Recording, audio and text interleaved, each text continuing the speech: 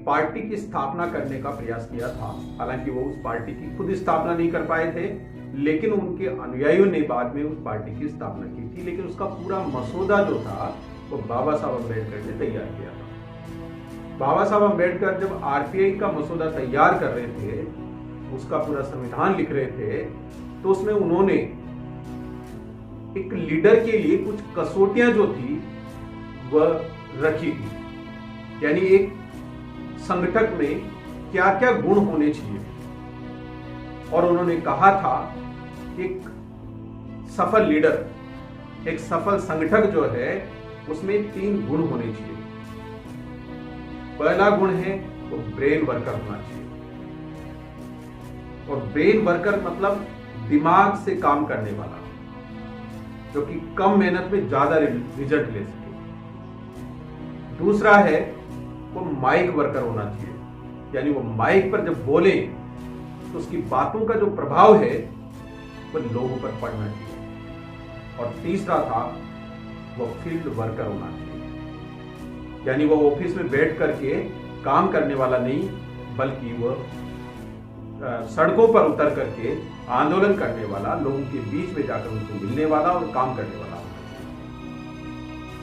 बाबा साहब अम्बेडकर ने जो कसौटियां तैयार की थी आरपीआई के लिए, आरपीआई तो बाद में उन कसौटियों पर खरा उतरने वाला कोई लीडर जो है वहां पर मिला नहीं, लेकिन बहुजन समाज पार्टी की स्थापना करने वाले मान्यवर कांशीराम साहब ने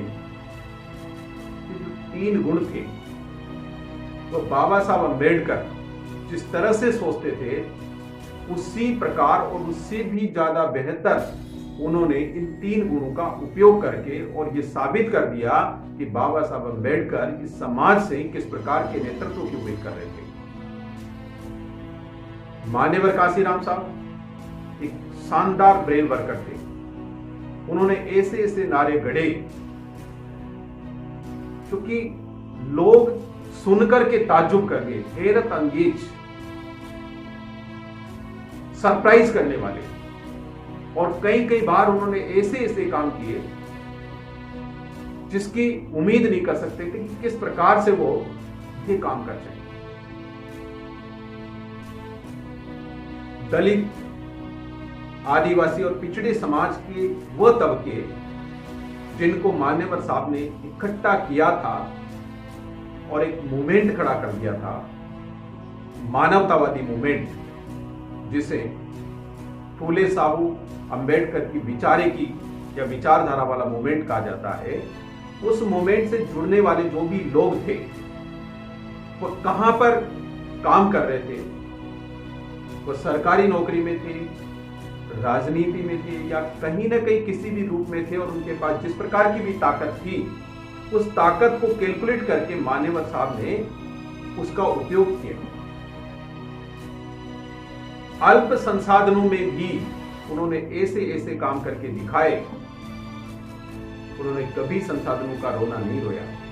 उन्होंने कभी पैसे के लिए नहीं कहा कि हमारे पास संसाधन नहीं है, पैसा नहीं है।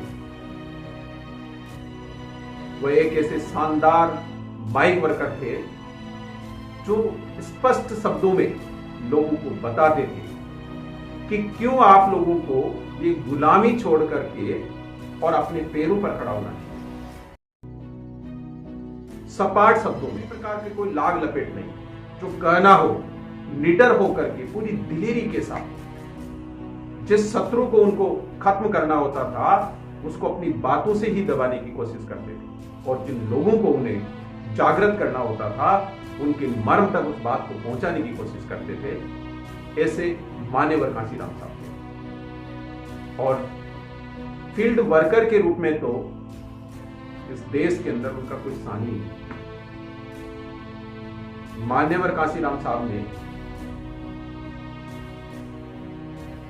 बिना संसाधनों के जो भी साधन उपलब्ध हुआ, साइकिल, मोटरसाइकिल, बस, कार, हेलीकॉप्टर, जो भी जिस प्रकार का साधन उनको मिला उसी को लेकर चल पड़े।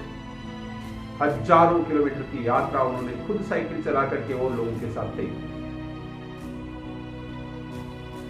जब वो मिलते थे लोगों से, उनकी बातों से प्रभावित होते थे और उन्हें पार्टी में शामिल करना होता था, तो उसे उसके घर जाते थे, ऐसे फील्ड वर्क करते थे।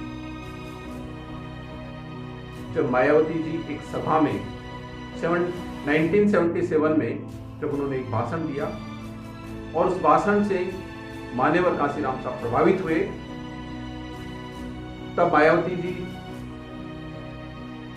आईएएस की तैयारी कर रही थी। तब वो उनके घर गए और घर जाकर के उनको समझाया कि आप आईएएस क्यों बनना चाहते हैं। बोला मैं समाज की सेवा करना चाहता हूं। तो बोला जिस पार्टी की सरकार होती है वह पार्टी जो चाहे वह करवाती है, तो फिर आप अपने समाज की सेवा कैसे कर सकती हैं। और ये बात मायावती जी को समझ में आई और फिर उन्होंने इनके साथ मूवमेंट में शामिल होने का रास्ता तय किया और अपना घर बार छोड़ा। तो मान्यवर कांशीराम साहब, तो बाबा साहब अंबेडकर जिस प्रकार का एक्सपेक्टेशन लेके चले थे कि लीडर में इस तरह के गुण होने चाहिए, तो वो सारे के सारे गुण लेकर के, और मान्यवर कांशीराम साहब जो थे इस देश के दलितों, पिछड़ों और आदिवासियों और पसमानदा लोगों को जगाने के लिए जो काम उन्होंने किया वो काबिल तारीफ है। वह एक शानदार लीडर, एक कुशल संगठक और प्रभावी नेता थे। ऐसे महान लीडर को सैल्यूट है। जय भीम, जय भारत, धन्यवाद।